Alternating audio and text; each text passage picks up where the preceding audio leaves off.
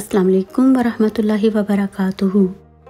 दुरूद पाक बहुत ही बाबरकत चीज़ है। आज हम दुरूद पाक के कुछ फ़ज़ाइल और उनकी अहमियत के बारे में बात करेंगे। दुरूद पाक पढ़ने के बहुत से फ़ज़ाइल हैं, जिनमें से कुछ यूँ हैं। आप सल्लल्लाहु अलैहि वसल्लम पर दुरूद पाक पढ़ने का हुक्म कुरान करीम में दिया गया है। सूरह अहज़ाब में है कि बेशक अल्लाह ताला और उसके फरिश्ते आप सल्लल्लाहु अलैहि वसल्लम पर दुरूद भेजते हैं।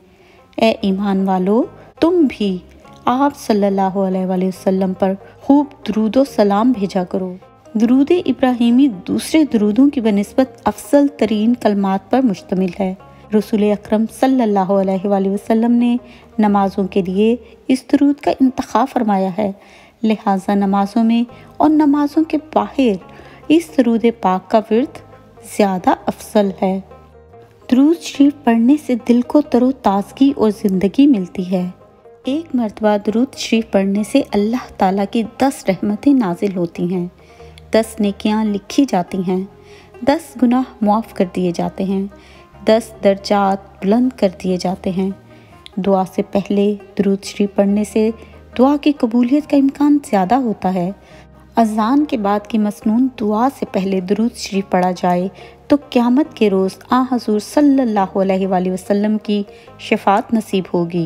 दुरूद शरीफ कसरत से पढ़ने से परेशानियां टल जाती हैं। क़यामत के रोज़ नबी करीम सल्लल्लाहु अलैहि वसल्लम का कुर्ब नसीब होगा। दुरूद शरीफ पढ़ने से मजलिस बाबरकत हो जाती है। जब इंसान नबी अकरम सल्लल्लाहु अलैहि वसल्लम पर दुरूद शरीफ भेजता है तो अल्लाह ताला फरिश्तों के सामने इसकी तारीफ़ करता है। दुरूद शरीफ पढ़ने वाले शख्स की उम्र, इसके अमल और रिज़्क़ में बरकत आती है।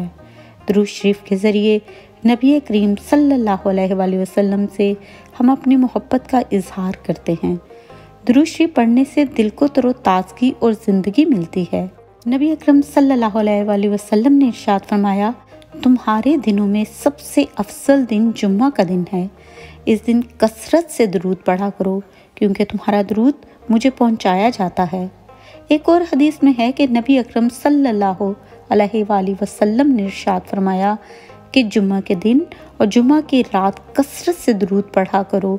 जो ऐसा करेगा तो मैं क़यामत के दिन इसकी शफ़ाअत करूँगा।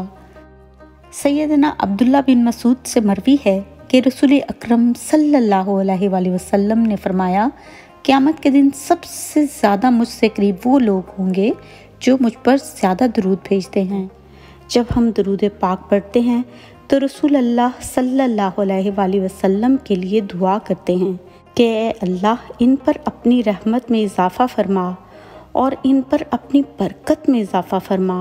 अगर आपने ज़िंदगी में एक नमाज भी पढ़ी होगी ना, तो दुरूद शरीफ पढ़ लिया। अगर किसी जनाजे की नमाज भी अदा की तो दुरूद शरीफ पढ़ लिया। जो भी शख्स दुरूद पढ़ता है या दुरूद भेजता है, वो अल्लाह के रसूल को उसके वालिदैन के नामों के साथ पहुंचाया जाता है। जब आपकी दुआ रसूल अल्लाह सल्लल्लाहु अलैहि वसल्लम को पहुंचाई जाती है तो आप सल्लल्लाहु अलैहि वसल्लम उसके बदले में आपको बेहतर दुआ देते हैं।